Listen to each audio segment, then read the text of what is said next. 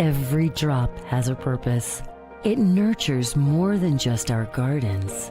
Protect what connects us.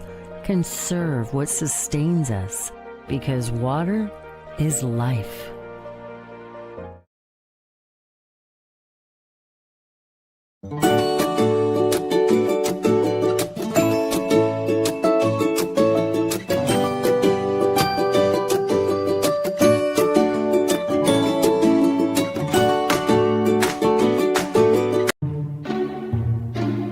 Plastic bags don't go in the recycling.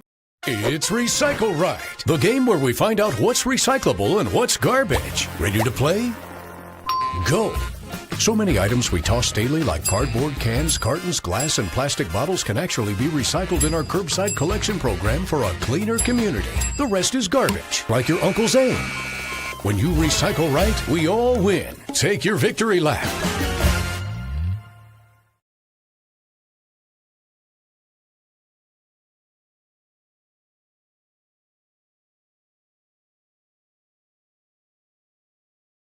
Hi, I'm Katrina Wilson, and I am running for School Board Member District 1. I've been a lifelong educator for more than 30 years, and I have served in Miami-Dade County Public Schools for almost 40 years. I think that I have a depth of knowledge about education and an experience. Education is the gateway to the future. I think it allows you to dream.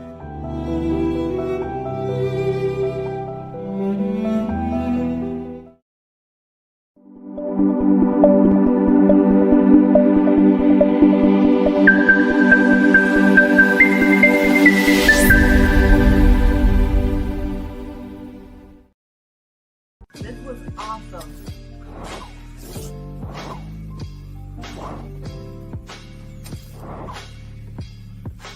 Thank you for tuning in.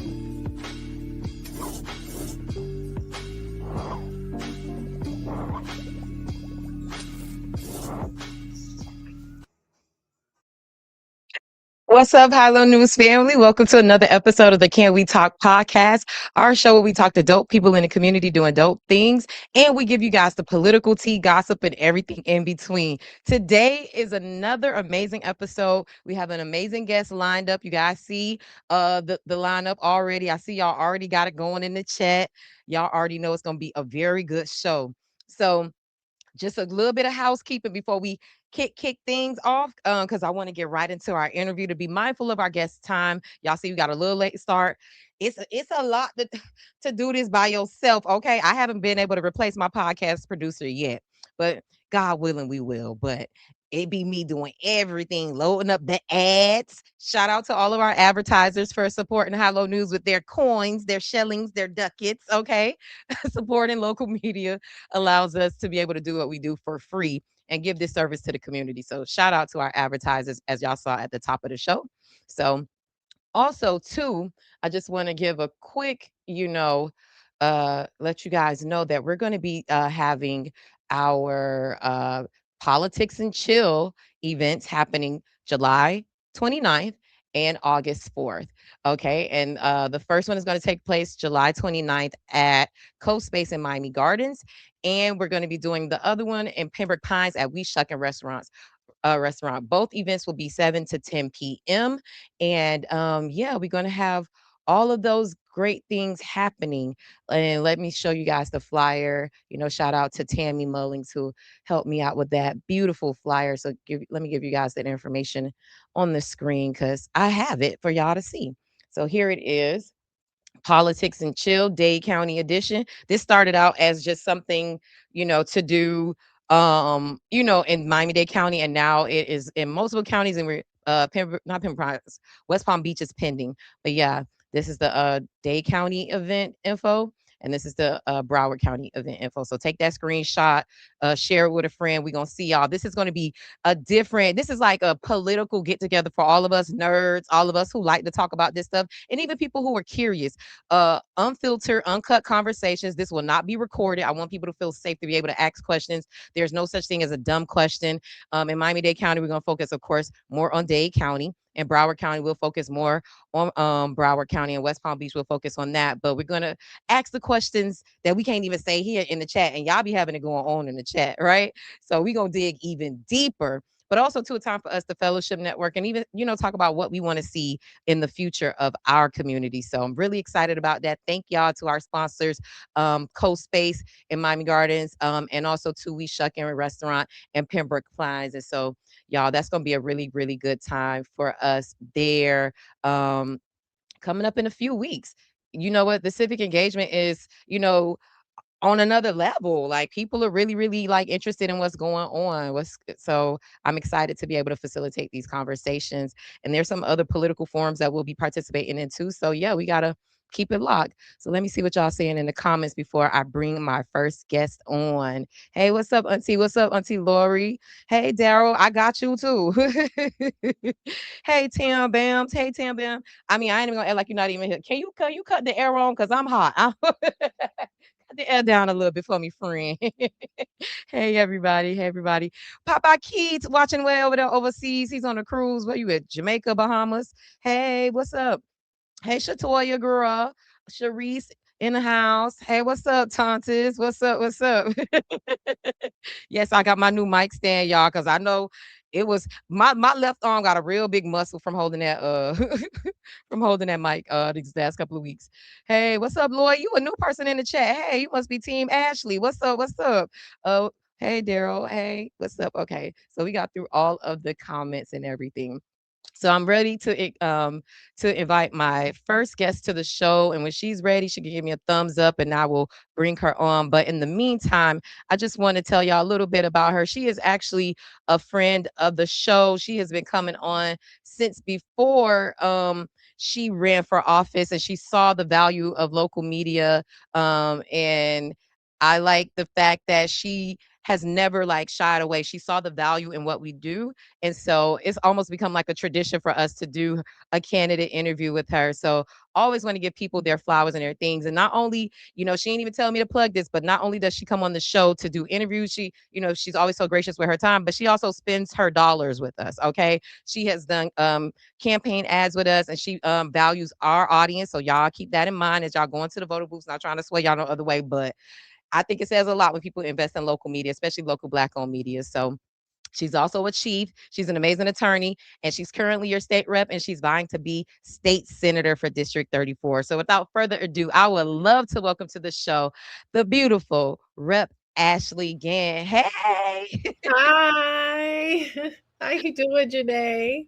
Hey, girl. Welcome to the show. Are we both wearing green? We are. I love that. And my nails, I decided to go from pink to green. Okay. I always keep a nude color. I'm a very boring girl. I don't do much other than nude. But that green is cute.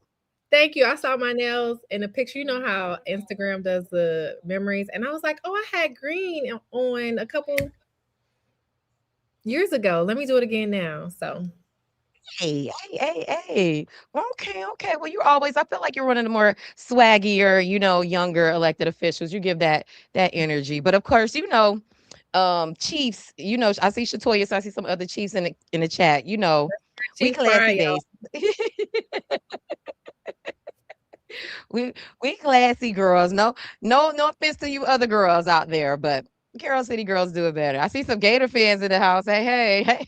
the Gators. That's right. So I'm gonna just get right into it.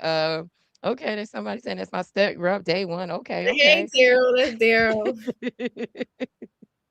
Well, we have a set of questions that we're asking all candidates in the Senate race, and so I'll jump right in it. I gave you an intro, but for those who may not know you, tell us about yourself and why you're running for the Florida Senate. What personal, professional, and community experiences have prepared you to represent the people of District 34 in Tallahassee?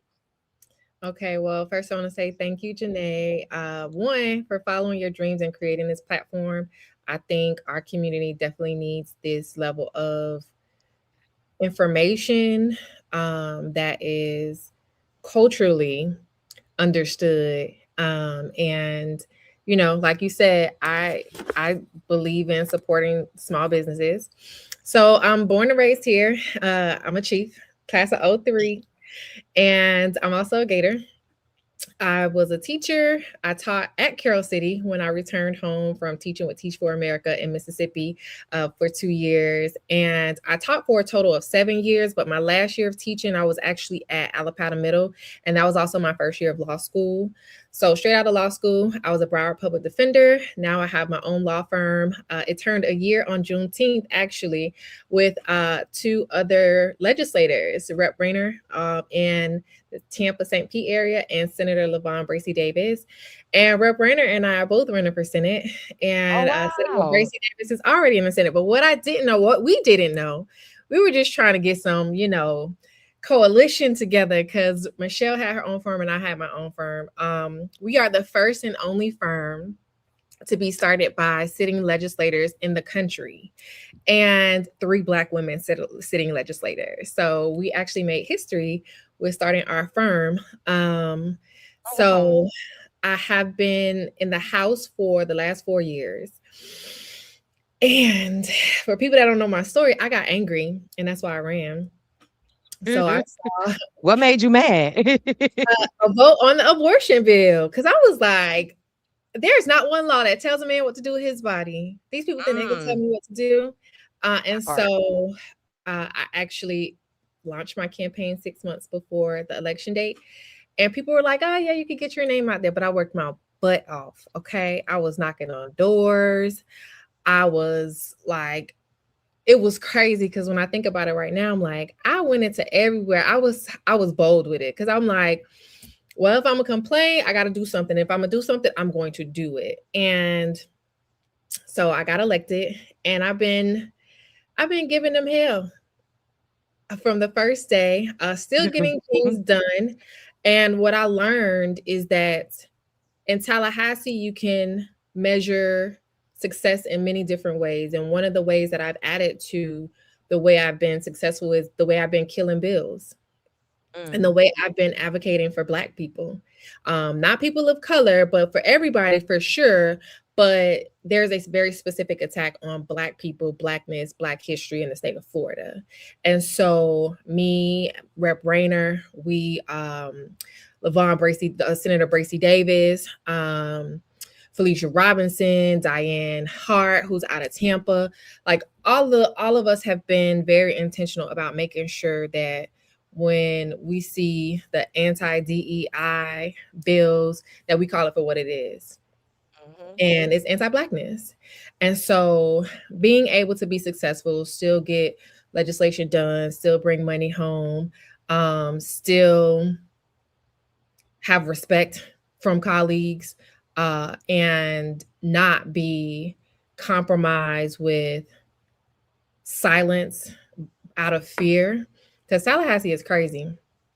People will be like, they'll say, oh, if you don't say anything on this bill, or if you just give me a yes right now, like I'll help you with this. Now help me with it first. Let me see it done first. Don't like, I'm not dealing with honest brokers. Why would I give up the only weapon that I have, or the only power that I have, which is my voice, for a promise that 9 times out of 10 they renege on? So, it's been a wild ride. I'm gonna tell you that. It has been wild. So I'm running for Senate one, I will say that working in Tallahassee, there have been people that have been extremely helpful, just naturally. And one was Senator Jones. So he is one of my senators. So my district is unique where I have 3 different senators. And so I have 2 Republican and Senator Jones. And so we've been working together hand in hand, and he has been very effective in Tallahassee. And so I want to continue the effectiveness and then bring my skill set as an attorney. And he was also a former educator. So continue with that level of expertise as far as advocating for public schools in the Senate. It's only 40 senators in the entire state, which means that we have a lot more collegial collaboration, and a lot more does get done. So I got the endorsement from every single Senate Democrat in the state, and that includes Senator Jones. So, we talked about what succession plans should look like and how do we ensure that our community has a continuity of leadership. And so last year I finally decided that I did want to run for Senate. We thought we had 4 more years because we were supposed to both term out at the end of the decade. But you know, if you stay ready, you don't have to get ready. So everything started unfolding. Mind you, we were in Tallahassee voting on the budget when the Congresswoman made her official announcement. And we anticipated it. So that week, I'm traveling to Tallahassee, I'm looking at the budget, I'm doing this, I'm doing that. And then I'm pivoting my state race to Senate and having to do all that at the same time. Then the very next week was property taxes. So it has been nonstop on go. A hell of a ride. That's what it sounds like. And then I came back home and all of my cases are now reactivated as far as court is concerned. So I've been in court a lot. And I got a lot more hearings coming up because basically I've been in Tallahassee since January. So January to June. Oh, wow. Yeah. So you've definitely been busy. I want to switch gears a little bit because, you know, here on High-Low News, we want to inform and educate people as well. Many voters hear about the legislator, but don't always know or aren't always sure of what a state senator actually does. What is the role of a Florida state senator and what responsibilities come with serving in the Florida Senate? Okay, that's a wonderful question. And I'm glad you asked it. So a state senator is the second chamber in the legislature. So it's the House and the Senate. Both chambers work together to be the legislature. We're our own independent branch of the government. And so what senators do, we file legislation. A difference from Senate to the House is House members only get 7 bills. Senators get unlimited bills that we can file. We have the same obligations to pass a balanced budget, same community engagement, community education, and making sure that the larger district, because the Senate district is much bigger than a House district and encompasses multiple House districts, we make sure that we advocate for the different needs of the different communities that are encompassed in the Senate.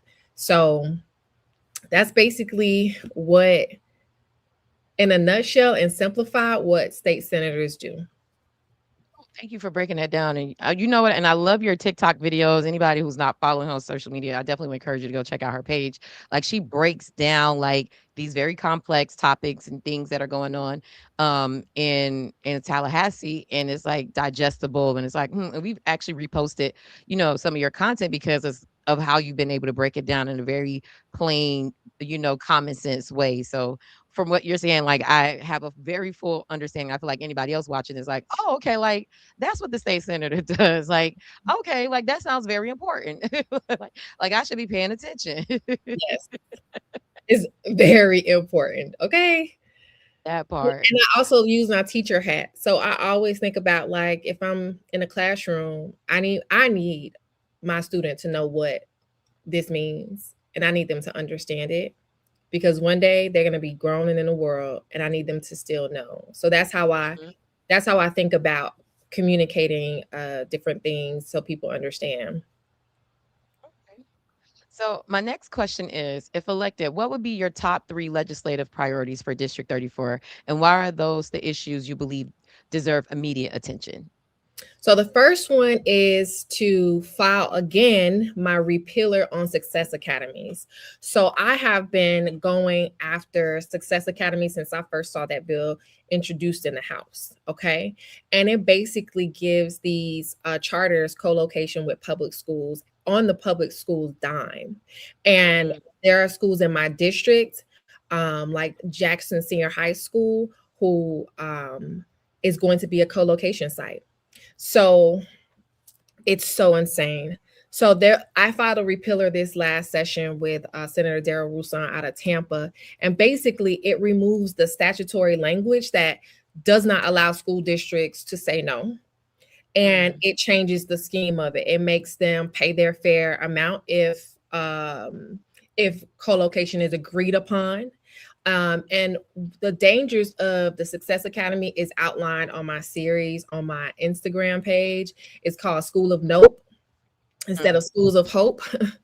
And it's a series of different points as to why this is detrimental, why it is yet another harebrained scheme by the Republicans due to a multi-million dollar donation to the Republican Party from a billionaire in Miami, how that legislation got passed. And so initially that bill did not make it. So the bill died. I went in on it. Rep. Bartleman went in on it. We like crucified it. And that was one of like the things that we was like, we don't have the numbers to vote it down, but we have the numbers to shame them. We have the numbers to make sure that we can talk about how detrimental it is. And it died as a bill. But at the end of session, what happens is if it's an education bill and some education bills die, they call it a train bill. So they'll attach bills that died to that. That language for Schools of Hope and Success Academies was attached to an education bill. And when it was attached to an education bill, it got codified into law, even though the original bill itself died. So it was amended into it. And that's how we have this situation we have now. So that's my first bill. That's a repealer. My next one is a bill that I filed before. It is very simple. It is for a notice for people who are charged with a felony in Florida to have a notice on what's called a score sheet. So we don't have a registry for people to know, for returning citizens to know what they will be eligible to vote or what they need to do or whatever. So what I figured out is there's one document that's uniform in the entire state of Florida in the criminal justice system, and it's a score sheet. So with anyone who's charged with a felony, they're required to have a score sheet. And that means it shows if they are eligible or score prison. If they do score prison, how much prison? If they don't score prison, then that means they're eligible for probation. So if you're charged with a felony, you always have a score sheet. And that score sheet is required by the time you either go to trial or you take a plea. So all my bill is, and it's very simple. It actually passed in the Senate last year with LaVon Bracy Davis as a Senate sponsor. It puts a notice on the bill. On the score sheet, so that people know if you are charged with these crimes, you can never vote in the state of Florida again. But if you're not charged with these crimes, this is what's required in order for you to vote again once your sentence is over. I think we won't see the scare tactics of arresting people who are convicted felons, and we won't have that chilling effect where if a person does get convicted of a felony, they won't be scared because they'll know that they could vote again, because they're not charged with these specific felonies that don't allow you to vote ever again in Florida. And then the last one, I will say, this one is personal to me. It is a bill that, well, I guess I'll make this 3A and then do a 3B. This one supports veteran business owners in the state of Florida. So Florida is the third state with the most veterans who retire here, and our veteran business owners don't have any type of entrepreneurial incentives or anything from the state. So it'll create that for veteran business owners. And what the goal is, because veterans are more likely to hire veterans, it'll be an economic support for small businesses so that it can actually facilitate hiring more people, generating jobs. And then the 3B would be a bill relating to property insurance, because property taxes is not the pressure point, it's property insurance. And so there has been legislation proposed by Democratic members that specifically allow more regulation for insurance companies regarding fee hikes, and also relief to homeowners for property insurance in Florida. They just haven't been picked up or heard because the Republicans are in a supermajority. So, wow, that's my answer to that question. Thank you. And thank you again for being so thorough and like breaking it down. Like it feels like class. Like it's very clear, and it's also too. I like the way that you're like explaining why. Like it's like this is why, like the background, and this is who it affects. So thank you for that clarity and all of those details. My next question is about affordability. Affordability remains one of the biggest concerns for South Florida residents. Housing costs, property insurance, rising utility bills, and the overall cost of living continue to strain families. What specific policies would you support to make South Florida more affordable? So, first, we have to talk about the fact that wages have not been increased. So we see the costs increasing, but we see wages haven't. There are different ways that affordability can be achieved without, quote unquote, telling a private business owner how much they can pay. One would be repealing a bill that restricted local governments from having a requirement for private companies to pay living wages according to where they are. So I saw that bill come through, and it Lord, it undoes or negates the the living wage that a lot of local governments were requiring private companies to pay, which allows a lot more employees of those private companies that do public work to actually be able to afford living wherever they're living. Another thing for affordability is, it might sound simple, but it is actually very significant when it comes to landlord tenant policies. So, one bill that I actually introduced my very first session as a rep was putting a percentage cap on the increase for seniors. If a senior is on a fixed income, then a landlord has a limited amount of increase that they can actually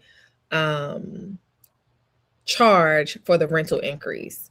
And we have a lot of seniors here who are struggling, and I see it. And because people think that, like, my office, like the state, being a state rep, we have money. We don't have money. Okay. We ain't got no money. The locals have the money. We don't have no money. And so I work very well with my local partners to see, like, what is available, because you have a lot of seniors who are dependent on food giveaways and food lines. And so making sure that seniors have the ability to not have to choose between eating and whatever bills that they have that this month, like it infuriates me. And providing more relief for families who have daycare age children. So what a lot of people aren't aware of is that 2027, well, they're aware of this part, but 2027, we go to $15 for minimum wage, right? We hit the mark finally. Well, what happens is the formula in the Florida statute for families who are eligible for subsidies for their children in daycare or daycare age children, it will be eliminated because that $15 an hour puts them outside of the eligibility requirement. So wow. I proposed legislation before, and I will continue to, is to move that same formula up to align with the $15. And actually, I want to increase it so that more families are captured in there. I support Medicare for all, but like, that's a no-brainer. Like,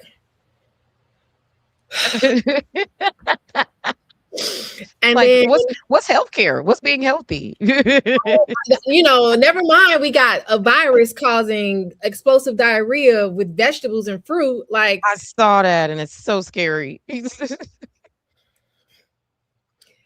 girl, okay. And then the AMI, when it comes to affordable housing, increasing that, because the AMI is too low, especially here from Miami-Dade County. It's too low because teachers, first responders, government attorneys, they fall outside of it, but those wages are not high at all. So those are just some of, I mean, I could keep going on, but I think those are like high level pressure points that are common to most people. Thank you so much for breaking that down. And I want to sidebar a little bit because you said something that just came to mind. I'm like, I feel like you are somebody who could answer this for us. because I hear it from state reps and state senators about like we don't have money. So and they say like it's on the local level. So, I know the county and the cities have a certain amount of like discretionary funds or like money that they could allocate for like different things or grants or like events or like nonprofits. So, okay, so like what is the budget that a state rep has, or like what is the budget that a state senator has when it comes to like discretionary funds that they can like directly control and I guess give out to their constituents or people in the community? So as a rep, and the state senate has different rules that I haven't learned yet. Okay. So, but it's similar in a way. As a state rep, I have funds that are allocated per month for the subsistence of my office. And it's about 3,000. And that is to pay for rent, that's to pay for supplies. And so if we have an event, we have an approved list of different things that we can pay for. So like if I have a town hall and you see like little hors d'oeuvres and little drinks, that's approved on that list. A full hot meal is not approved. So and then we have to submit a form to the house. The house has to either approve it or deny it. And our account is also used for reimbursement as we go back and forth to Tallahassee. So, and there are some like nonpartisan organizations that are approved for dues. And so we don't get like a discretionary budget. Now, there is a way to create a fund. It's called an excess house fund. I've never had one because you can create that when you have a surplus of however many dollars from your campaign. So my first campaign, it was pedal to the metal. I'm like unloading all the money I raised because I had to win. The second campaign, I did the same thing. And that includes like hiring people in the campaign, paying for stuff, all that. So you can transfer a surplus funds to that, and you can use that a lot more liberally. Like you can do sponsorships with that and so on and so forth. But we don't get a discretionary budget from the state. So I guess I guess I'm trying to, figure out, and I'll just use myself as an example. So the work that I've done with Papa Keith for People Matter Fest, we were getting funding from like the cities that we were working with. And like one year we got like maybe like 25,000 from city of Miami, and it came through like sponsorship of like Commissioner Keon Hardeman. Then another year we got like maybe like 50,000 from Gene Monestine. And then we moved it to like the North Dade area. We were able to get about like 50,000 from Oliver Gilbert, but it was like different money. Like he presented it to the county commission, and it was like some funding that was for a different initiative that didn't happen, so they were able to transfer it. But we also too, even in that same year, were able to like solicit donations from like Commissioner Hardeman, Commissioner McGee, and Bastion. So it seems, so in my mind, I'm trying to figure out, I'm like, okay, they have this funding that they were able to like donate to our cause, but is there not a way that like the state is No, able to do that? Like, so it's a different way that their money is set up versus like how the state is set up. correct. Gotcha. Okay. We don't, Because we don't, sometimes we people don't. are like, well, how come they can't? And I've heard that a lot when it comes to state reps, and I understand it, but I know a lot of people here like, well, I want to go work with state rep Ashley Gantt, but she does, she says she has a limited budget, but she worked like she's a state rep. How come she ain't got no money like to support I our don't. cause? Our budget, our monthly stipend cannot be used for sponsorships at all. Mm. So At it's all. like, is it different from an allocation? Like, because I know like can't state legislators like help with getting like allocations for certain nonprofits in their Yeah, district? that So is is that that like a different is process? that's called an appropriation request. So Gotcha. like I have had like I'm the past president of the Gwinnett Sherry Black Women Lawyers Association. If you see a state rep or a state senator supporting an organization in that capacity, that's typically their their money that they've either had excess from their campaign, which means that it's a limited amount of money, and they're donating that money. It's not from a state budget at all. Okay. Now, with an appropriation is a request that an organization submits through a House and Senate member to the state to request money from the state budget to be paid to that person.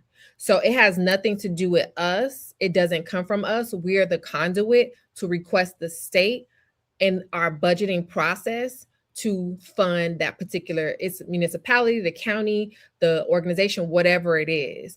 And so there's a lot of lobbying that goes in with that from us and from lobbyists that works for the different organizations or the municipality, whatever it is, the entity. And we are literally writing letters to the chair of the committee. So we file it, and it's a whole process and deadlines. If you miss that deadline, you miss it. There's no, there's no late submission, period. So you file it by the deadlines. And now it gets referred to a committee by the speaker or the president of the Senate. So when it goes to that committee, now we're writing letters saying, hey, this is what this organization does. This is what this is for. This is why it's important. This is why it needs to get in the budget. We do the whole budget process. Things make it, things don't make it. The Republicans give Democrats a minute amount of budget or percentage of the budget every single year. And the last 4 years, because they've had a supermajority, they've been able to do it without any question, which is why we need people like, if you are in a safe blue seat, we need you volunteering for some seats to flip. Like on the beach, that seat Fabian Basabe is in, he needs to be out. Out, okay? When the primary is over, whoever the Democratic nominee is in November, from August to November, we need to be knocking on doors. We need to be helping them. There's a seat, Vicky Lopez, former seat. That seat is vacant, which means we could pick that seat up. That's 2 extra seats for the House in particular, that we can break the supermajority in the House for, so that we can stop and have a more powerful vantage or points of negotiation. So when we get the appropriation and it gets in the budget, then you go through the budget process, which is the House and the Senate negotiating on what they want. And that's at the leader level, right? They're saying, well, this is how much money I want the budget to be. And this is how much I want the budget to be. And so sometimes you'll see a project in there and then it'll be out because it'll be traded. And so you have to be like in their face, like, don't take my budget out. Don't take my project out. I need this project. I need it. And so you send them your priorities. And when you send them your priorities, like, you making sure that it stay in there. And then, you know, God forbid you say something they don't like, they're very spiteful. I heard. I've heard about some things that made it all the way to the finish line and got snatched up. Girl, and I ain't even talk about the veto process yet, okay? So what you're saying is we need to go work with some Republican candidates. I mean, we need to make sure that to get an appropriation. Go find a Republican. You can't have Republicans. You can't have Republicans sponsor the appropriations, but also like I would caution that because some Republicans who say very racist things in private and off camera, they use Black organizations to say, see, I'm not racist. But, you know, get the money. You know what I'm saying? I told somebody that I was like, go ahead and get it. Just make sure you can ask me if that's one of them, because all of them are not racist. They vote terribly on certain things. But yes, I was a diamond dancer. But there's some of them I'd be like, ooh. Look, some people like they like TT from Set It Up. I need that money. So they finna go Tootsie Roll and get what they need. But no, honestly, thank you for taking that sidebar and just giving us that education, because I see people in comments with like, good question, because we just don't really understand how that budget works. And I like have a limited knowledge of it, and I know that the funds are restricted, but sometimes I feel like people's complaints are like not fair, or like it's missing context, or like all the Mhm. information. So I'm glad you took that time to, break that down for us. And I Um will say our Democratic senators get a way bigger budget and bring a lot more resources home. And it's spread across different reps. And it is just a much more professional process in the Senate. Gotcha. Ashley, I don't know, where we're looking like on time with you, because I want to be very mindful. I asked you for a certain amount of time, but do we have a few more questions left. Are you good with it? Yep, I'm fine with answering them. Okay, cool. My next question is, you spoke on this a little bit. It's about public education, and it continues to be one of Florida's most debated issues. What are your views on public school funding, charter school, school choice, private school vouchers, teacher shortages, and student achievement? Where do you believe the legislator should focus its efforts? So the Republicans have this propaganda campaign of saying it's about choice, it's about choice, it's about choice. And I keep telling them that 100% of parents exercise their choice every single time they put their child where they want to put them. So my position is we need to have accountability where public dollars are being taken. Public school system is overregulated. Okay. Mm, While charters are minutely regulated compared to public schools and they still get the dollars. Private institutions aren't regulated at all. And then you have the sector of homeschooling where there's no accountability. And so when they are accepting public dollars, we need to know what they're doing with that money. And we need to have a standardized framework to make sure that these children are learning.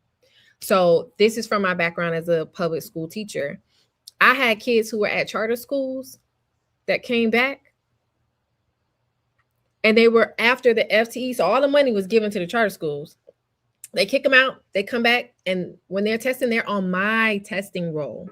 So, I haven't mm, had them for the entire year, but because they come back within this window, I am responsible for what is considered a gain or not, which then it throws off my rhythm that I have with my students that I've had all year, because now I have to give this kid a lot more time, because mm. before and now they have to have like scores and whatever given to the schools.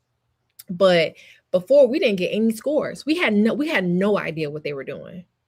And so the level of accountability needs to be across the board. Okay. If a parent want to send a child a charter, fine, cool. I'm not even complaining about that. I'm saying, where is the money? How was it spent? And if that baby come back to public schools, guess what? Send that money back with them. Okay. Mhm. So this past year, we had also last calendar 2025, we had public schools being reimbursed millions of dollars because students were not reported correctly, and they came back and the public schools were functioning in a deficit because they educated that child, but the money was sent to the charters or whatever non-public school they were at. The state had to reimburse them. And then the state of Florida auditor did a report that said it's millions of dollars that are unaccounted for with the voucher system. Millions of dollars of your money and my money. Mm. So So, it's not about parental choice. It's about accountability with the money. and what legislation would you support to, I guess, address these issues with, our schools, especially our public schools? So I have this past term, I was the Democratic ranking member on the pre-K 12 budget committee. So I've been working for the past 2 years on what it looks like to have a budget in regards to education. The auditor recommended that we separate the bucket. So it's called FEFP. I can't think off the top of my head what FEFP stands for right now.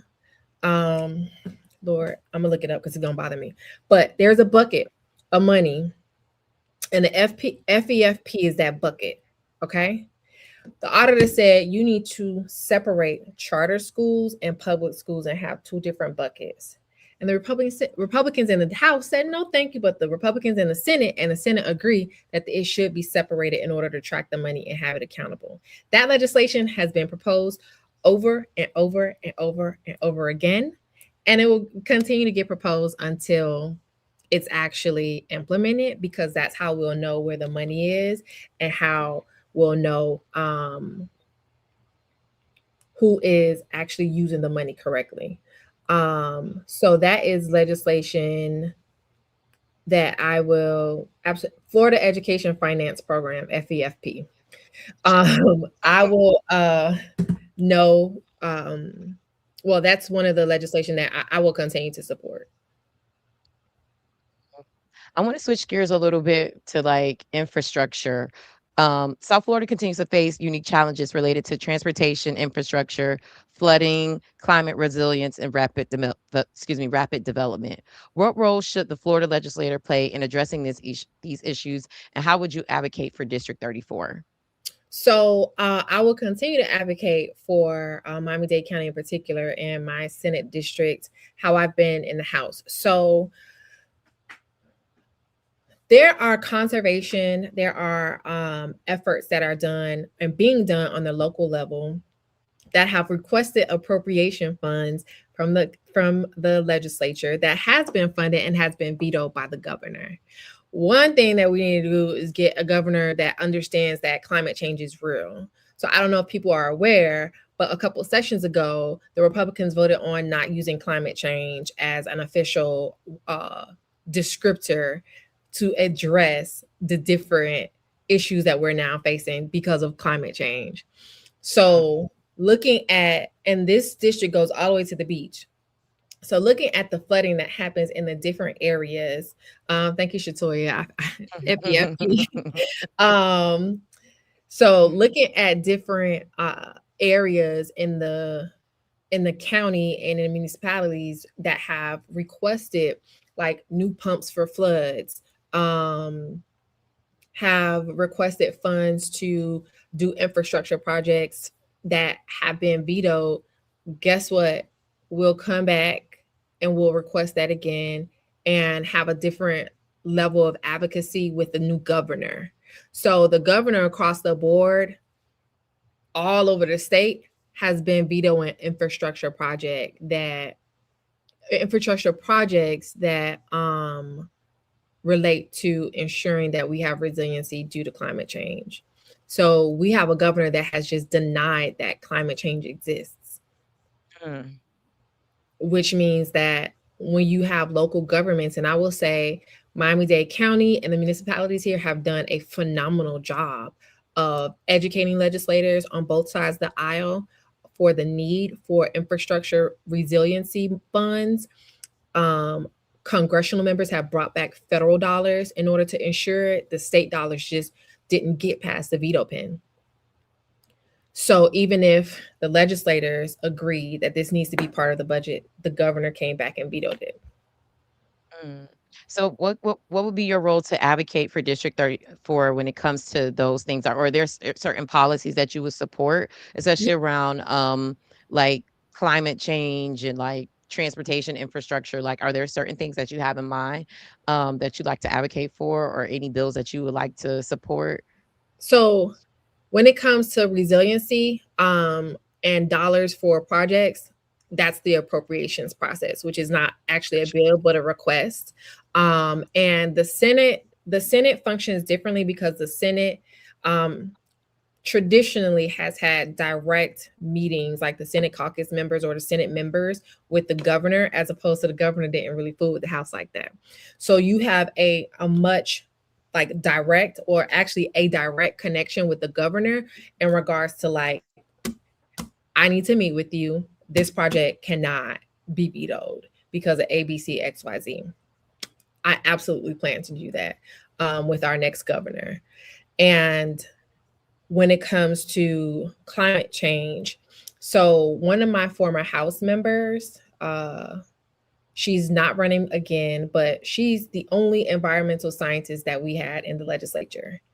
And we became really good friends. She's doing environmental work now, now that she's not running again. So I will be working with her, because part of that is when bills are introduced that are detrimental to the environment, she always has the professional expert analysis of it, where I know exactly what to do, or, how to argue against that, or if I should support it. So she's had some really great bills that I'm probably going to just carry the torch from her and file those legislation. But what I do in that capacity is I listen to experts.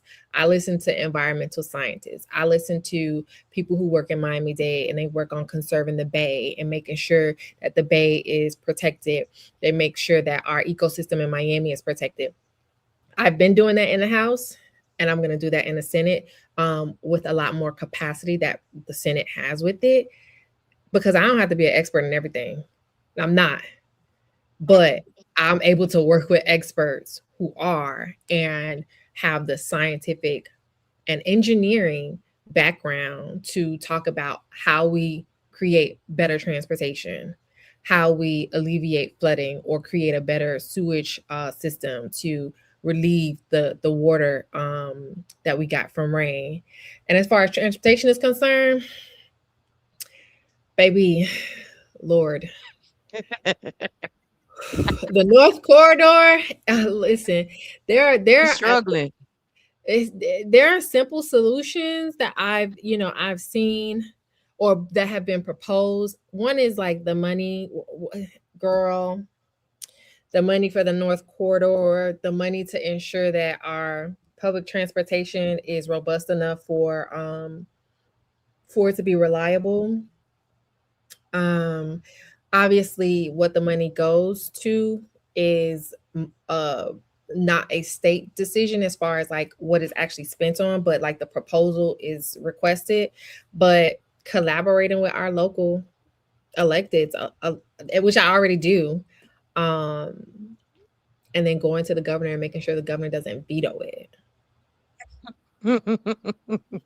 Jesus.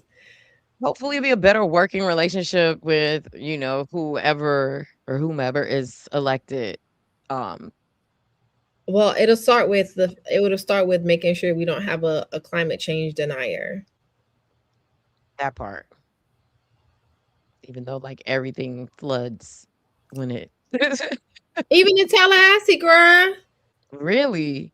Like Tallahassee gets floods? tornadoes. Tallahassee gets tornadoes. When you ever heard of tornadoes in Florida? Yeah, they don't come down here like that. Wow. Hopefully get some people who believe in science. Correct. I saw a few questions in the chat that I just want to address before we get to our final question. So someone asked something about a nonprofit, so I just wanted to give them a chance to address that. Wait, here it is. Okay, so this was another one. Doesn't the Republicans have a super majority? What do you tell young people about feeling why bother? So that's a great question, because the why bother is the reason they have a super majority. So there are seats that are flippable. There are seats that were traditionally Democratic seats, but one gerrymandering happened, but the amount of participation is the largest voter block is non-voters. So apathy has created this situation, and apathy is literally deadly. Like, we are seeing the result of apathy. And when people are like, oh, well, why are you not fighting harder? I am fighting as hard as I physically can. I need you to vote. I need you to participate. Because young people understand that their later adulthood life, these are the decisions being made right now on how that's going to look. When we were in school and we were in college, or I just graduated college in 2007, and we had that recession, baby, we was like, oh, okay. So when we were teenagers, they was over there just doing whatever. And this is why we're here. Mhm. It's a cyclical process. So they need to bother, because if we don't reverse some of this harmful policy by, one, electing a Democratic governor, two, breaking the supermajority to repeal bills that need to be repealed, then it's going to be bad for them. Mm. Worse, actually. So that's why I bother. That's why bother. Thank you for taking that question. Um, so my last question to you is, why should the people of District 34 trust you with their vote? In a minute, tell voters why you're the best person to represent them in the Florida Senate. And also too, if there's anything else that you want to address that we did touch on, definitely, feel the need to do that. But let the voters know why they should trust you with their vote. Well, one, because I am a regular person just like y'all. I have my own business, my own bills. Some days are up, some days are down, but I'm in this position because I care. I've always wanted to be a lawyer. I'm a lawyer. I've actually shied away from public service because I wanted to keep my anonymity as a private citizen, but I saw the need in the community. And because I got angry and because I was complaining, I said there needs to be something done. And if I'm going to complain, I need to have a solution to that. And so my solution was running, getting elected, and advocating. I've been advocating even when I was the only one saying something, even when my voice shook. And so I want to continue the effective leadership that has been in this seat with Senator Jones, Senator Oscar Brannan, and all the successors, including Congresswoman Wilson, to represent this community that I love, that I grew up in, that I'm going to stay in, barring me hitting a lotto and just traveling all around the world. But I Yeah, want yeah. to listen. Listen, let me dream of some numbers. But I want to continue to represent the community, and I want there to be a level of continuity of leadership. I know how the process works. I'm familiar with the process. And so there won't be a stopgap or a learning gap. It'll be a different set of rules that are slightly different from the House and the Senate. But because I am endorsed by the entire Senate Democratic caucus, I already have the support with the returning senators, including the leaders of the Democratic caucus, who are ready to provide that infrastructure so that my community brings home more money, so that my community has issues that are addressed specifically, because their wisdom is already being imparted upon me. And, I always feel like I'm an elected official and not a politician, because I didn't think this was going to be part of my story. This was not on my bingo card, but your purpose is not always on your bingo card. Mm-hmm. But you have to answer it. And so I answered it. And even on my tough days, I remember that I am undefeated against all of my other tough days that I've had before. So I'm excited to be on this journey. I'm excited to represent the community that literally I grew up in the Senate, and to continue representing Miami-Dade County and Senate District 34 very well. So please vote for me. Thank you. Thank you so much, Ashley.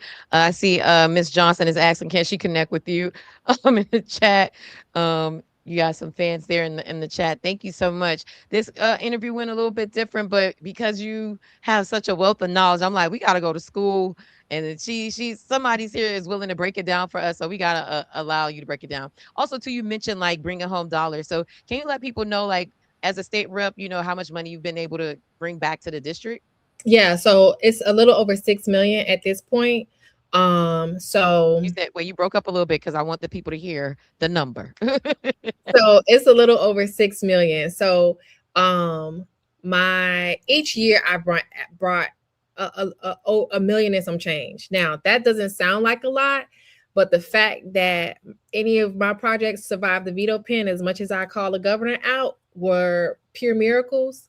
And so it's funny because people are like, oh, she didn't bring. Yes, I did the math, and in comparison, I was on par or a little ahead of previous people in the position. So, I have been successful as far as bringing dollars home, and not for nothing, I developed a very good relationship with the Senate budget person because they were more accessible for me as a House member than, well, actually, the House member, he was accessible to me, but child, the House was going to do what the House, the House is the Wild Wild West. So that's how much I brought home.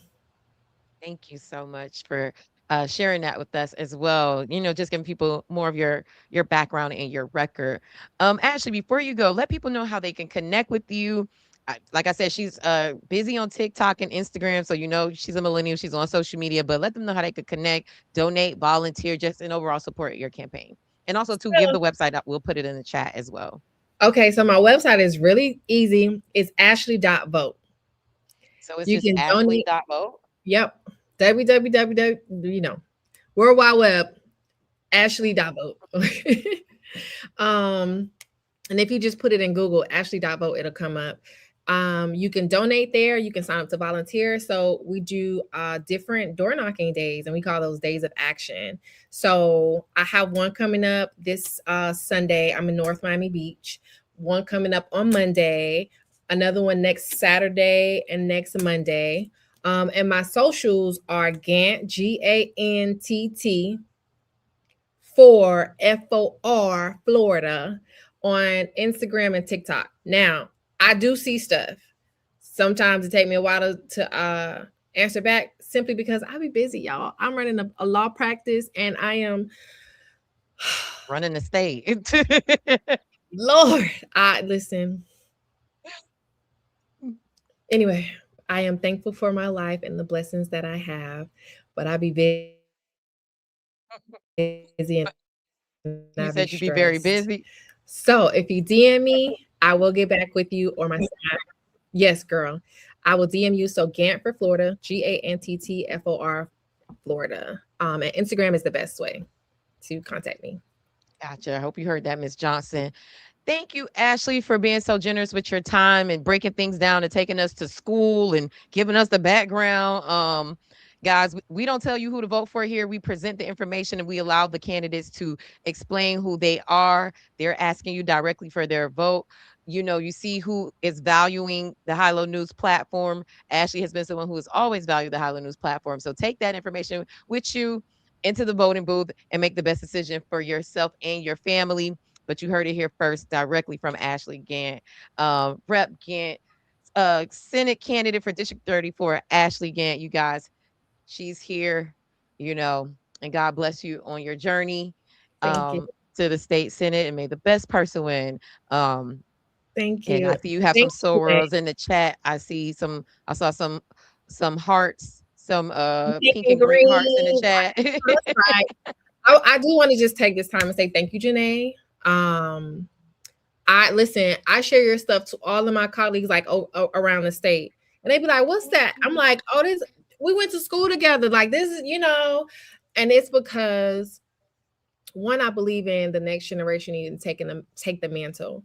We have to be engaged in voting, and so the fact that you are like on it with the good, the bad, the ugly, and everything in between, I appreciate that. It's hard being a candidate. And so when I'm in spaces where I feel comfortable, I appreciate that even more. And I've always felt comfortable with High-Low News.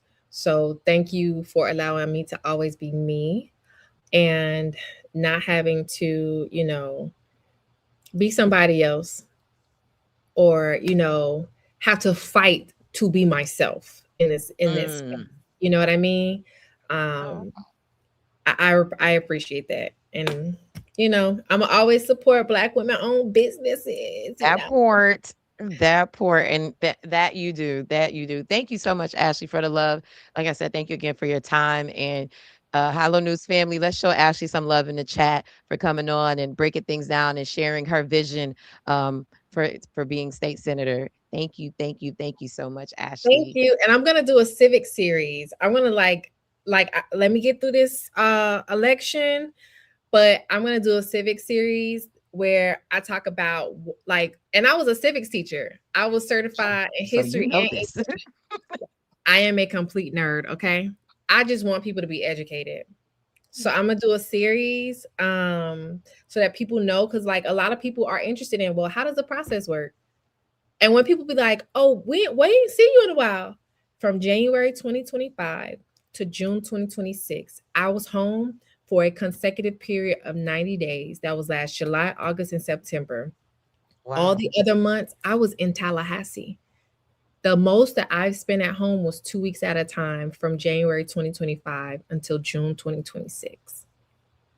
So when y'all don't see me, it's because I'm up there fighting and trying not to get depressed about fighting and going backwards in time with these crazy people. So, this is a labor of love. And I want people to be educated on what it means to be at the state level so that we can have a lot more engagement at home with watching the Florida channel, with knowing really what's going on, because they are passing bills that are insane.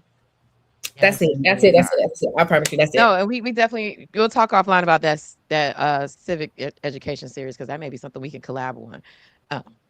So thank you, girl. Thank you. Have a good Thank night, you, Chief. everybody. Wait, what'd you say? I You're said, breaking up a little bit. have a good night, everybody.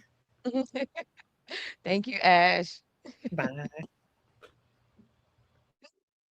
Oh, wow. Ashley was a wealth of knowledge and is always um glad to have her on. And honestly, the numbers kept going up. Like, you guys were like, I felt like we was all in class taking our notes. We like, so how we get the money? How we get the appropriation? Oh, so this is what a state senator do.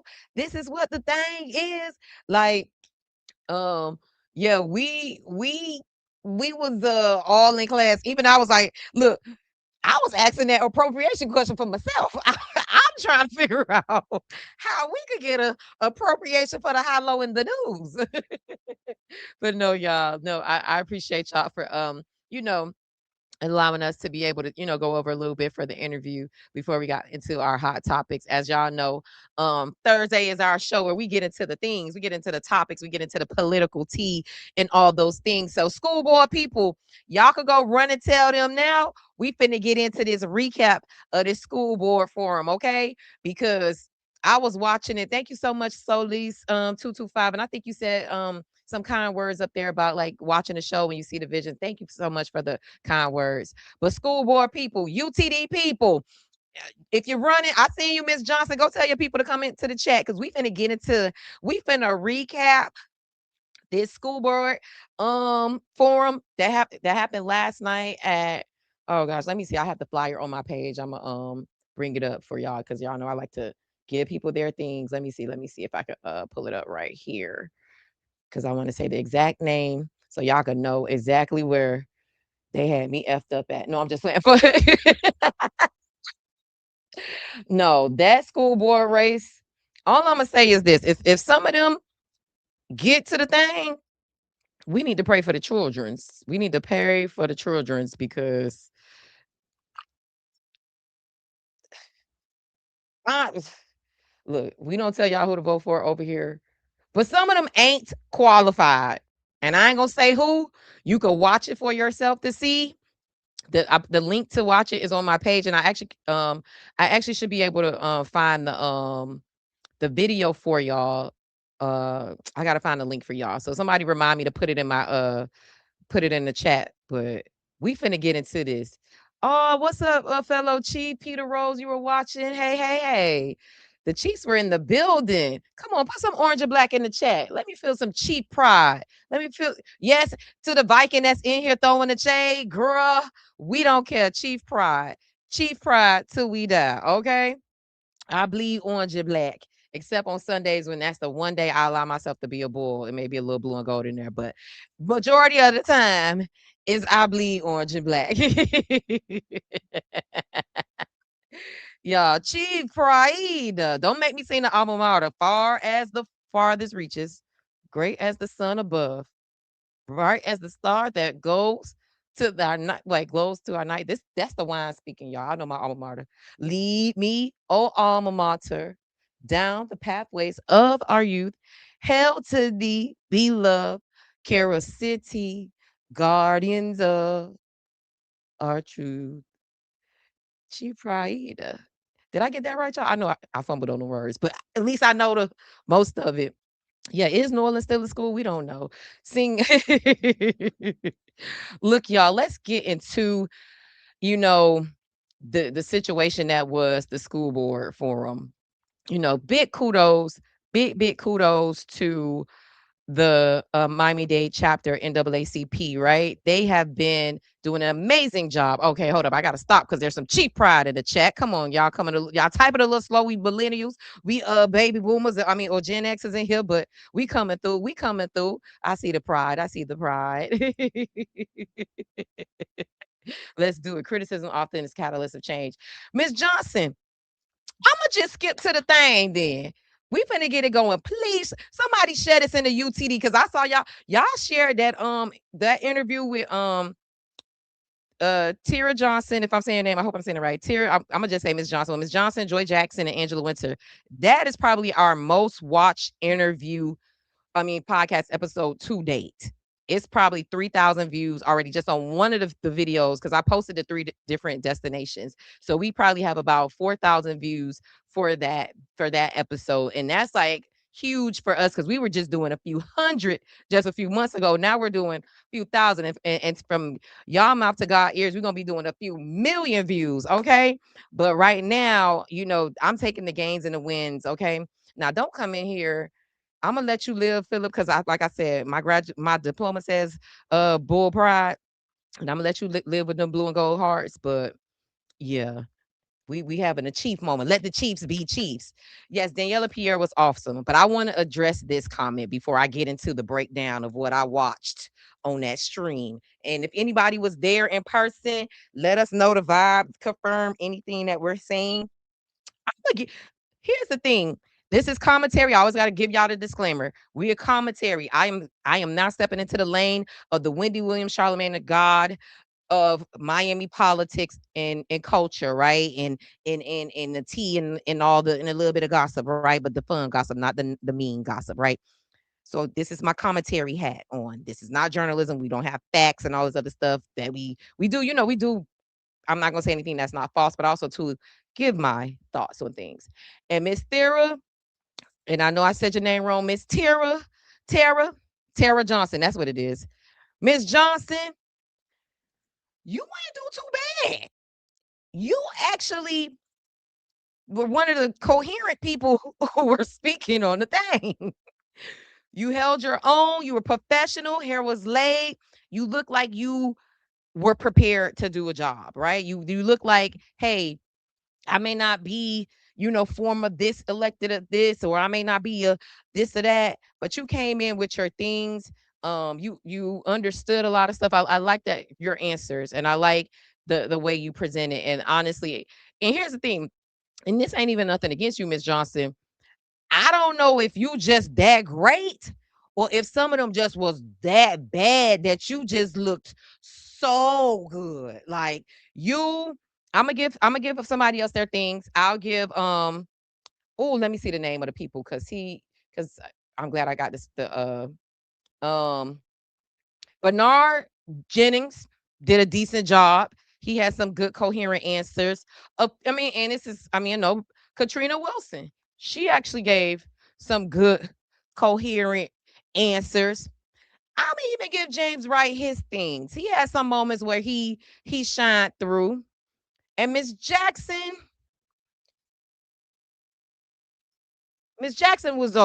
she was okay. Now, Iguodaro wasn't bad. He was given a little bit of haughtiness. It's kind of like it felt a little. I'm a little above y'all. Like I'm Doctor Boy Iguodaro. You better listen to me, okay? Um, I'm not gonna do the full accent. I don't want the diaspora on my back like that. So I'm not gonna do that. Now, Miss Linda Courtier, Aaron Steve's wife.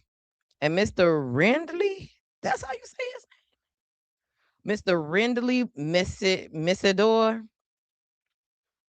All I'm gonna say, because I'm not gonna my mama raised me better than I'm not never gonna dog nobody up, right? Never will do that. All I'm gonna say is y'all need some more like training in like media or public speaking or just like being able to get your thoughts together. Cause sometimes it just felt like you were thinking as you were talking and you couldn't put it all together. And it just made for a little bit of a uncomfortable viewing experience because I'm trying to follow and now I'm getting frustrated because I'm like, well, I don't know what you're saying. I don't know what you're saying. And Shatoya, who you asked me earlier, this is some Riesling a little barefoot, little something I got from Walmart because I said in order for me to get into this school board, I'm gonna have to get into a drink. First of all, can we get into that thumbs up, thumbs down? Was they thumbs broken? Some of them didn't even know how to do the. That was the easiest. That was the easiest part of the whole thing. Let me see what y'all saying. Get them numbers, Janae. Hey, come on, Daryl. I see y'all laughing in the chat. Hey, Chiefs. Hey, Chiefs. Get your popcorn, Tyler, girlfriend. Tyler, funny we was texting earlier, child, because I definitely was messing up in the chat. Doc has set a very high bar. Yes, he has. You know what? I was talking to somebody, a fellow chief. I won't give they, that was a private conversation. However, I do feel like I could say what we were talking about. We said that Dr. Gallen has made this thing look so easy that we actually forgot that this actually is a very hard job to do. The things that you have to manage, the things that you have to do.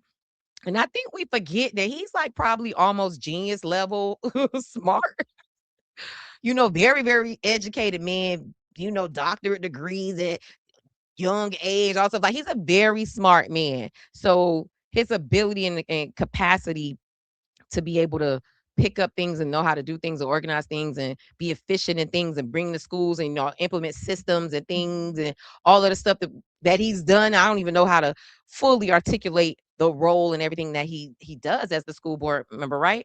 However, he has done such a great job for so long that it just looks so easy. So now when we see this juxtaposition of people who are not quite him, we like, we finna trust the kids to you can't. We're not the children. What about the kids? What about what are we gonna do?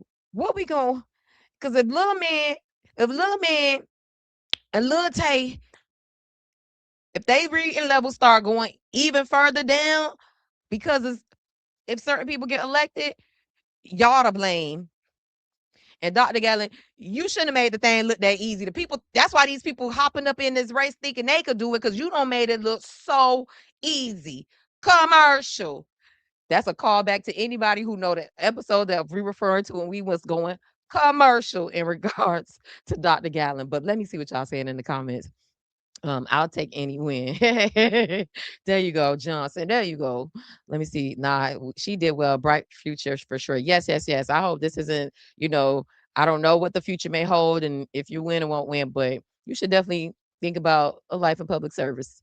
And you also seem genuine, like you really want to serve, right? And I liked in our interview on Tuesday how you said, I'm a parent, I'm a mom, I'm a resident of Miami Gardens. I went to Norland, like you told your story, but it's like to me, it really feels like, hey, I'm a local person. I just want to do more to serve and improve my community and improve my district. And I commend you on that. It doesn't feel like a power grab as some people. You know what? We're gonna get into that.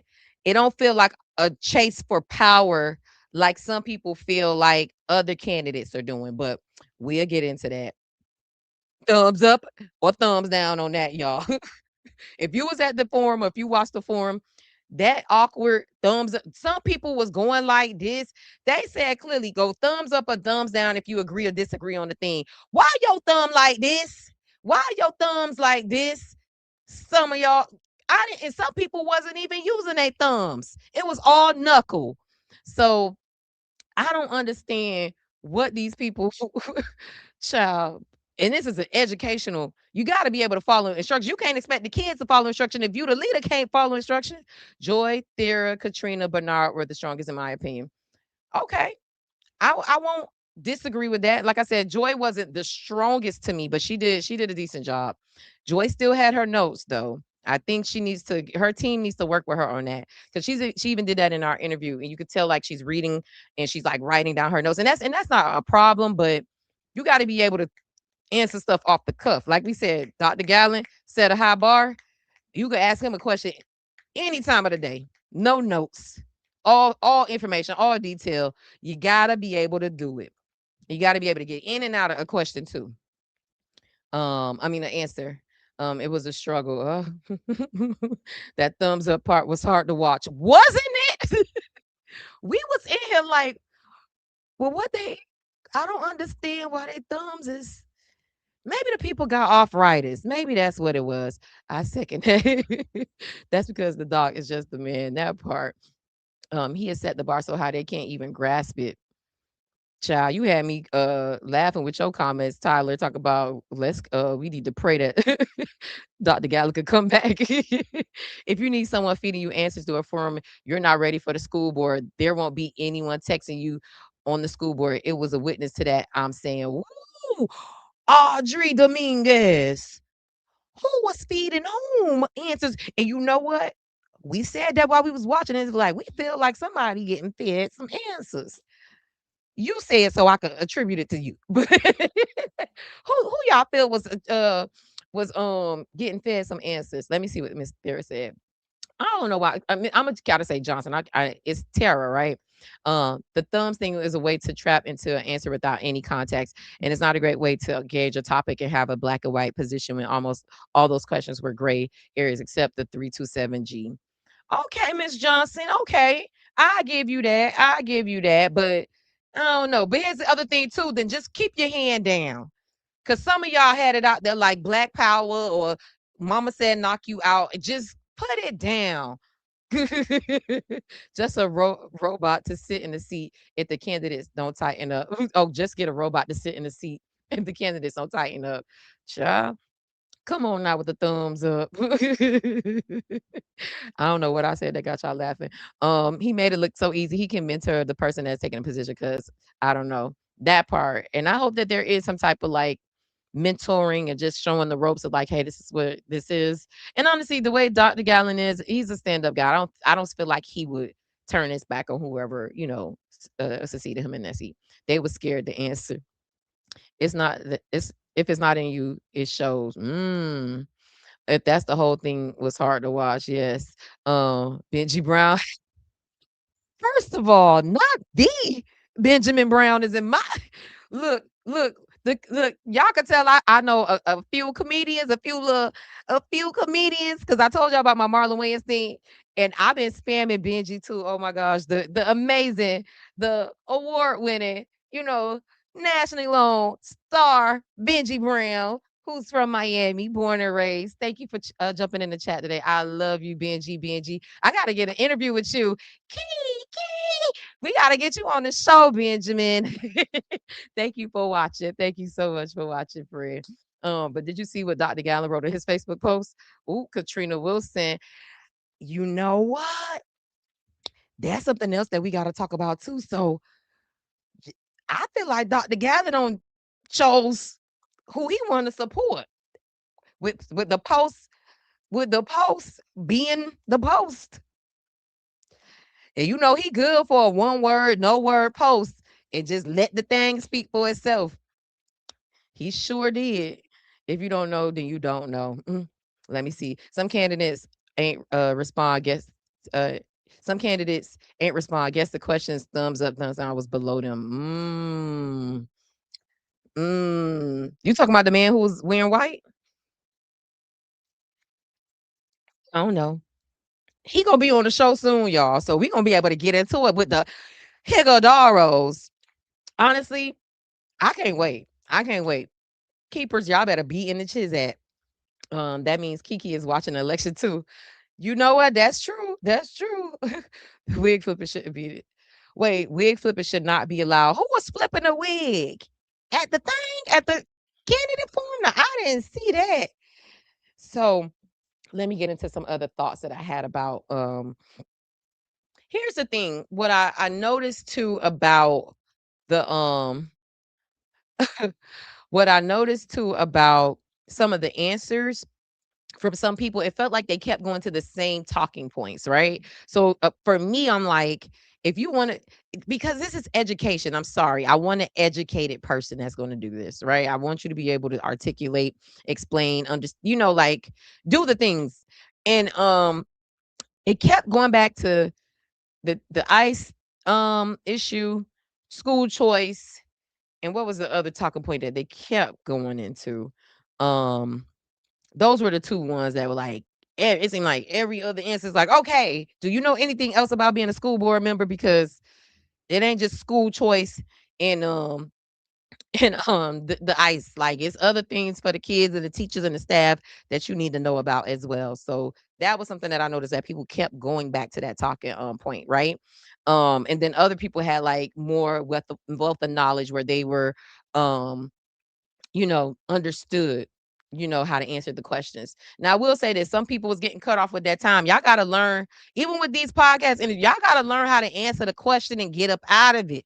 You can't sit in it with your bio and everything else that you and your grandma did and what you're feeling, your heart for Jesus. We just wanted to know if you was voting on school lunch or not. Now you talking about how your mama made chitlins for you for lunch. That has nothing to do. I'm sick of y'all not answering questions quickly and full, like, and if it's related, it's one thing, but then you get off on these tangents, and now they don't timed you out, and you ain't even answer the thing, and you talking about whatever that ain't had nothing to do with anything. So, let me see what was white suit clergy. Somebody said he was a pastor. I don't know. He did, he was saying a little he was saying some scriptures. He had a Here's the thing, y'all already know I love pomp and circumstance. That tie don't owe me nothing. Next episode, y'all talk about the hat. Return of the hat. Somebody told me to sing that. I'm gonna get me a bow tie like Igdaro was wearing. And the bow tie gonna be here to talk to y'all next week. I'm gonna find me one.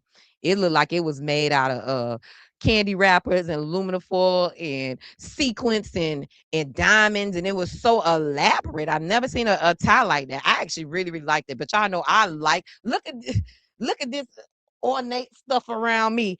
I like me a bright color ornate thing. I thought it was different and it stood out. That was something like he wore a memorable piece of clothing. So I'll give him that. Dara was flipping that hair.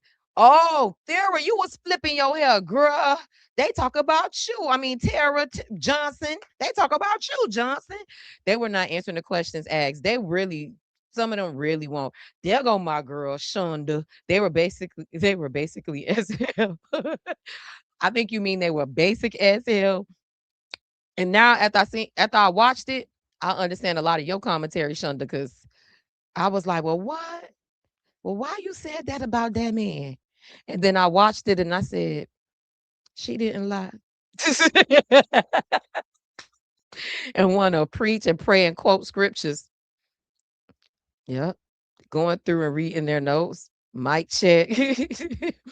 Yep, they kept talking about ICE. Yes, they was. It's like, come on now. What about the teacher's salary? What about that? Not answering anything and the attitudes. Oh, who had an attitude, Shonda? Say it.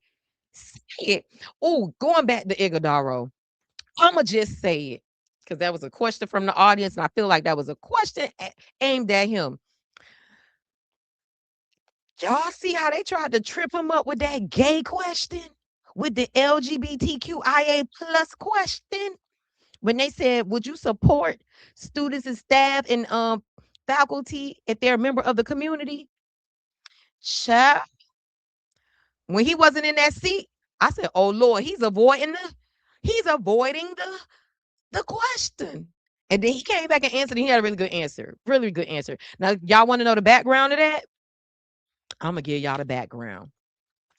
So when Iguodaro was running for state senate against Chevron Jones, Senator Chevron Jones, as we all know, who is openly gay, there were some comments made from the Iguodaro camp that were really homophobic. And we actually reported on the story. There was some leaked video sent to us of him going in about traditional families and God, you know, acknowledging or blessing or, something to the extent of like the traditional man and woman family.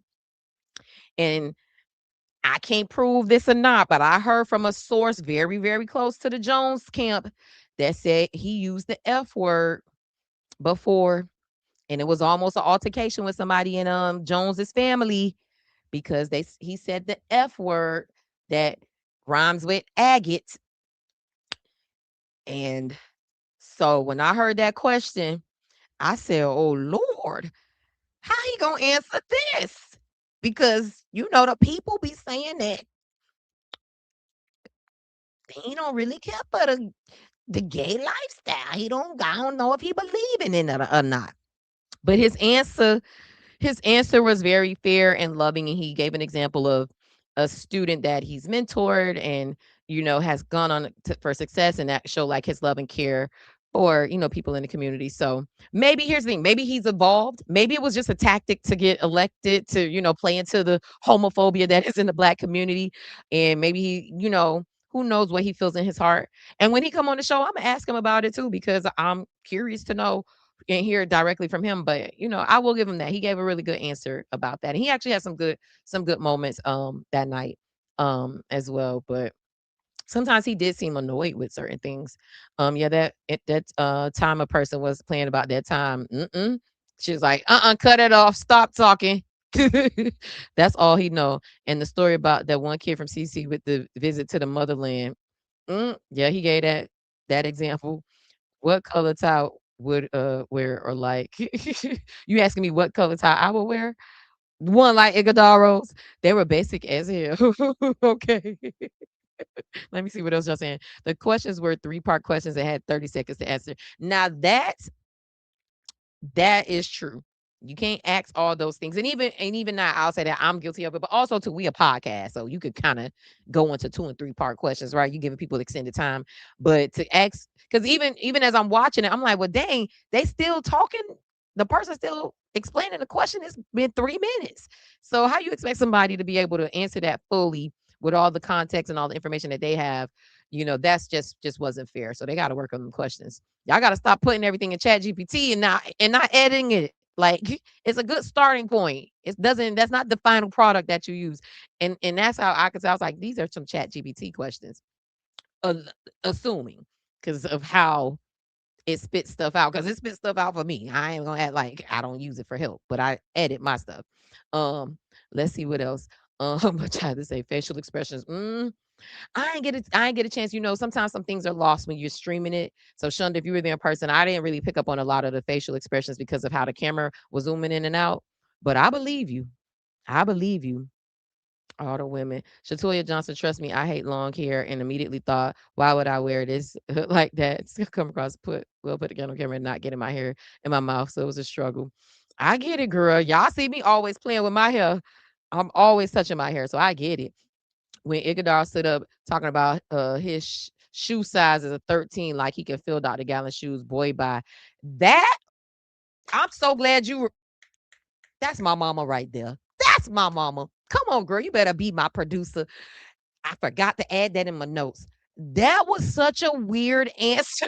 I was like, he was like, it started off like complimentary and it just got awkward. And I was like, why are we talking about shoes and shoe size?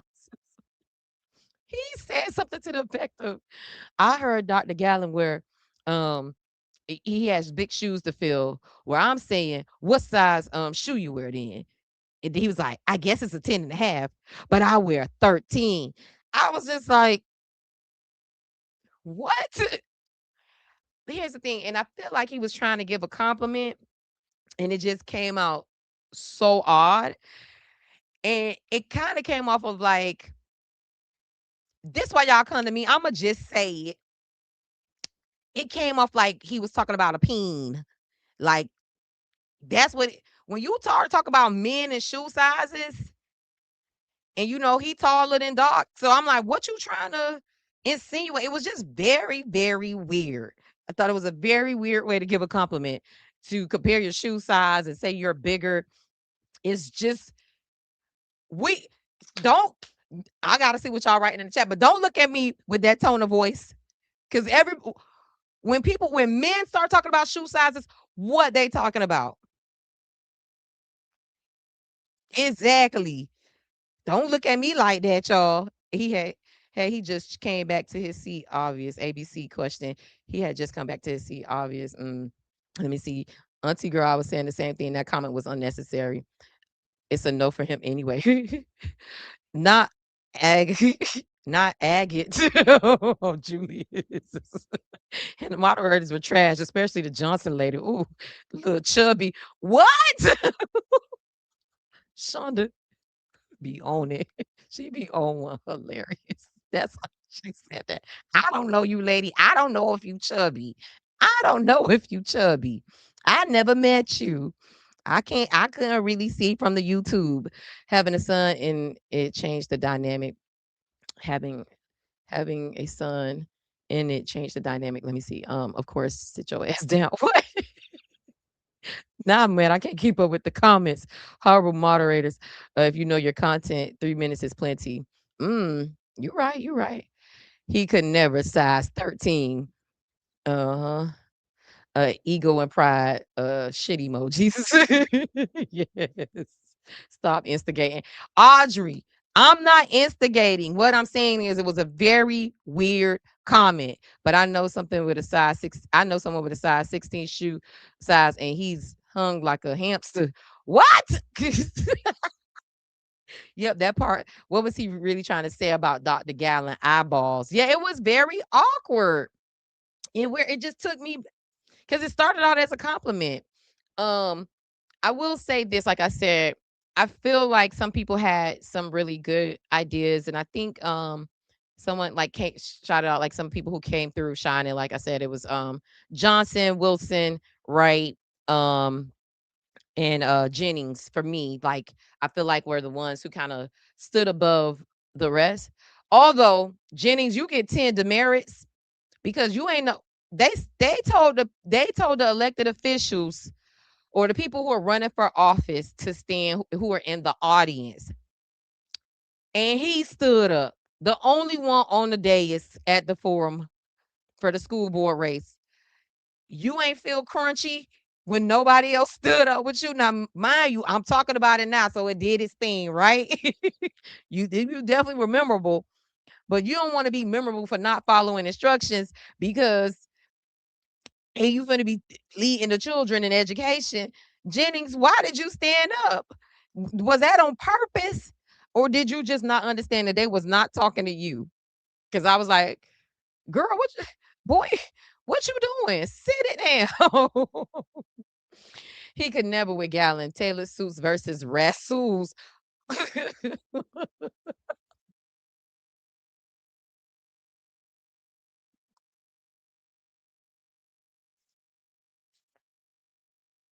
We ain't gonna, y'all, we ain't even gonna even be able to get into the political attack as. We're gonna have to say that for next week, if that's even still relevant, because the way y'all don't ate me up with the school board. What's some other final thoughts that y'all feel like we need to touch on about the school board forum? Let me see. Overall impression of the forum. Like I said, oh, shout out to, I think it was over 100 people there on a Wednesday night. Kudos to the NAACP keeping people civically engaged. I heard it was I looked at the video. It was about 500 views. So 500 people, looking at a school board race. I think that's really, really cool. Of course, we wish the numbers were higher, but also too, if you want to equate that one view to one person, that's still not bad. And local races, it'd be the smallest margins that win. So every view, every touch point counts.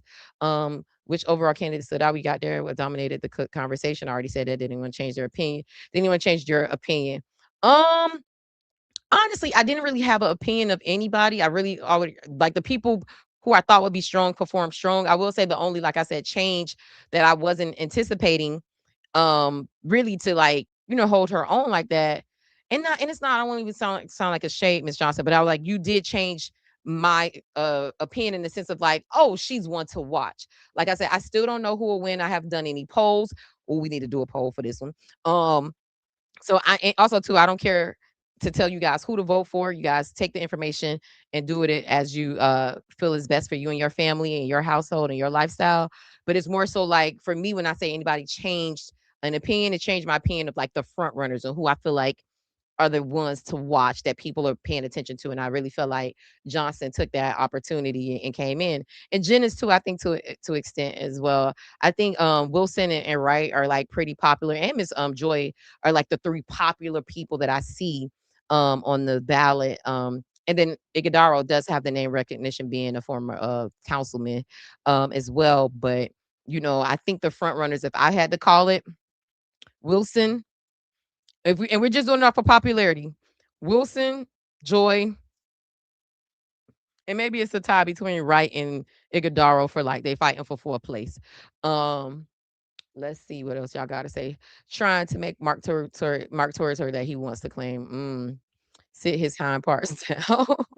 Just because someone is nice does not substitute for competency. That's true. That's true. Uh, Class of 2007. Wait, I Heart 007 Gallon versus Coming to America size 13. Wait, you did not just call Iguodaro Coming to America. No, we not finna do that. No. You're welcome, Thera. He said they said that I ain't say that Iguodaro. Y'all trying to make that man cuss me out when he come on here. He probably gonna cancel the interview. Snatch that Catholic teacher off that ballot. Who was the Catholic teacher? I like Wilson and Wright. Okay. And I can see that Wilson Wright actually came through with some solid answers. Um, oh y'all. I'm trying to think. Did we touch on everything? Did y'all get y'all heart's desire? Did I touch on the things that I saw that y'all wanted me to talk about? Mm, trying to think anything else. Mm-mm-mm. Mm-mm-mm. I think we touched on the major things, the major things. One thing I will say is I didn't realize this race had it going on like that, how competitive it is, how fierce, the support is for the one candidate versus the other. So we gonna keep a even closer eye on this race because I see that and what I do love is like to me is showing that the people who live in District 1 want somebody who is qualified for the job that is going to take care of their children and the staff in that district and just overall the Miami-Dade School District. So I will commend people who are tuned in and they're rooting for their person to win. Yes, you are amazing. Thank you. I love you, Shonda girl. What's up, Tyler girl? Yes, Wilson and Wright would be someone to watch. Yes, definitely. Y'all, we like I said, I'm gonna have to do part 1 and part 2 on the political campaign ad attack ads. I want to go into who the CDR groups are, who the GO group is. Read that Miami Herald article about the political attacks. And if you don't know who I'm talking about, that's Senator Jones and Commissioner Gilbert. They both put out attacks. Gilbert put out a statement. And here's the thing.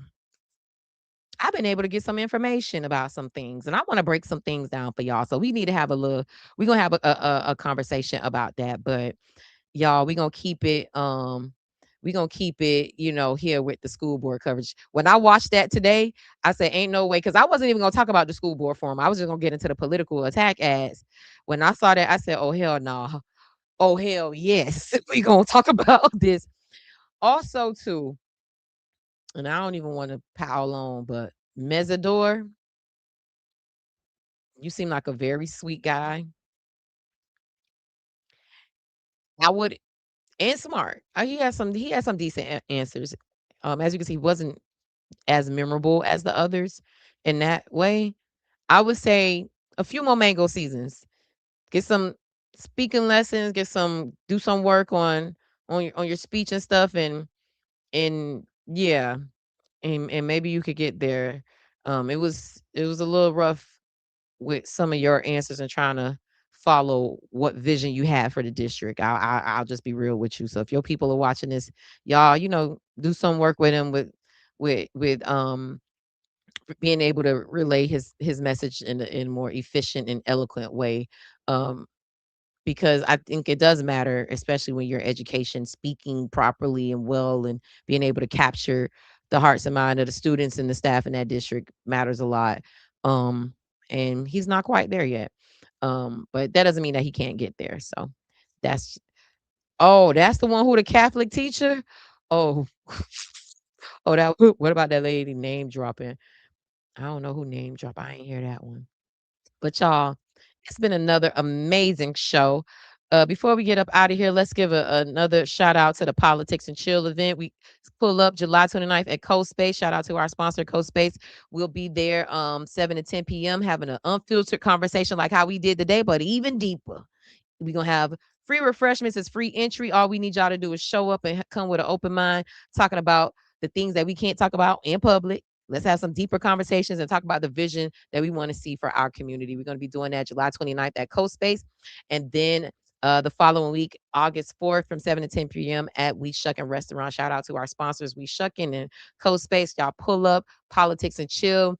The Yo I Voted election night party is still pending. We're going to get that figured out, but more than likely we're going to get it done. And it's more than likely going to be at studio. But once we get all the details in place, I'm going to drop the flyers and let y'all know how y'all could RSVP, support, volunteer, show up, have a good time, all those things. I just want to thank y'all for always supporting High Low News. Y'all are amazing. I love, love, love y'all. Thank y'all for lifting me up. Thank y'all for being supporters of the program and sharing it and liking it. Like, I just love y'all for real, for real. Like, y'all have no idea this last couple of weeks with me on this political ride and just getting back into the swing of things with my podcast. I went from doing this thing from 1 time a week to 3 times a week. That's how much I love coming on here talking with y'all and cutting up. But it's been amazing. Thank y'all so much. Again, thank you to our guest, Rep. Ashley Gantt, who's running for state senate in District 34. Guys, and yeah, thank y'all for talking shit with me about the school board forum. We always have a good time after those things, don't we? Yes, register on Eventbrite. We'll have the link and everything. Register for Politics and Chill on Eventbrite and share with a friend. Limited capacity, so we want to keep the space as intimate as possible. So first come, first serve. Let's see what else y'all saying before I get up out of here. Just past Kendrick Meek in North Miami. He ain't playing. What? What you mean you just passed him? Like, you saw him in person, or you saw him on the RB, or you saw a sign? Because y'all, before I let y'all go, for the few of y'all, for the girls who stayed back, do y'all know that the campaign finance reports dropped? And so allegedly, no, it ain't even alleged because this is on the record. Kendrick raised, because they actually sent me a press release about this. Kendrick raised over 400. I don't know the exact number, but I know it's over $450,000 dollars in like 5 weeks, and he got 400,000 sitting in on hand cash. That is what we call you could do damage money. Now, I give all of this. He's raised over 500,000, and he has 200,000 on hand.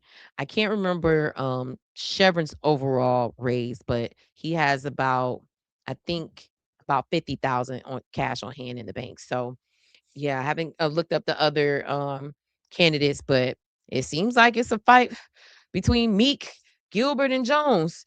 Look, Meek don't worked his way into the conversation. Is Rob, Moise, and the rest, Mr. Davis, and the girl with the stockings, as y'all still here? Because y'all got to get in the conversation, because these three is saturating our mind. Hey, hey, the school board member is in the building. Always a pleasure when the queen comes through. Dorothy Van Dross Mendingal. Thank you for watching. Thank you for watching. I don't know if you heard our conversation about the school board. I know you watching that because that's gonna be your colleague on the dais, and you probably like, I hope it ain't no silly person gonna get this seat. Thank you for watching, Dorothy Van Dross Mendingal. Love you, babes. Another great show. Oh, thank y'all. Kendrick Jr. is coming. Yeah, he nipping at their buzz. Oh, you saw his buzz, him standing out like talking to people. Oh, for real. So you saw him in person. He told me he was doing that tour. And he said he was doing it in honor of his grandma, because he said she started her tour like that. So y'all go check out our interview with him. We did that earlier this week. Okay. I don't know what you mean by Mama Steen, Tyler. Okay.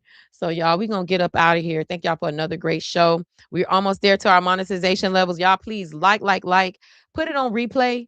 As many more watch hours we get, Even if you ain't even got to listen to it, just put it on your TV while you cleaning up, mute it for me, or even watch it again, but just help us get our watch hours up so we can start doing super chats, get to the first level of monetization. We almost there. We hit our number for subscribers. So I love y'all. We have 580 subscribers. We had to hit our mark for 500. So now we got to get to 3,000 hours of watch time so we can get to the first level of monetization. Then the next level of monetization for full payment, like when you're fully monetized, when they're serving ads on your page and you're getting the money, you got to get 1,000 subscribers and 4,000 watch hours for the year. So we almost there. Y'all getting us there. Y'all getting us there. Great job. I can't wait to have you on my show, Miss Mendigal. We got to make that happen. Awesome show. Hey, Auntie. Hey, thank y'all. Yes, replay. Y'all, thank y'all for rocking with me tonight. Thank y'all. I love y'all. Y'all have a great week. Look, we're gonna pay some bills before we get up out of here. So y'all show some love to our advertisers who support us. And we will see y'all next Tuesday with some more candidate interviews. Y'all do not want to miss it. Y'all have a great night. Love y'all. Bye, keepers. And keep it cute. Ow.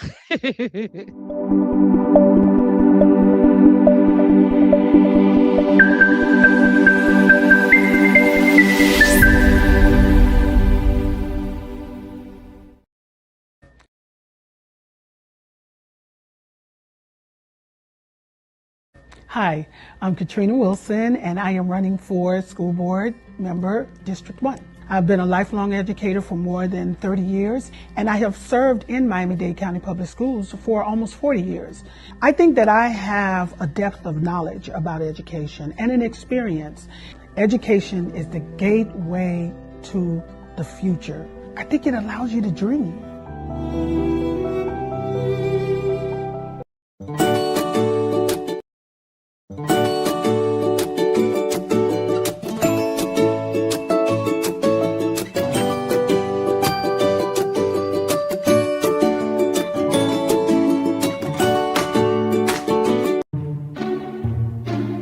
Plastic bags don't go in the recycling.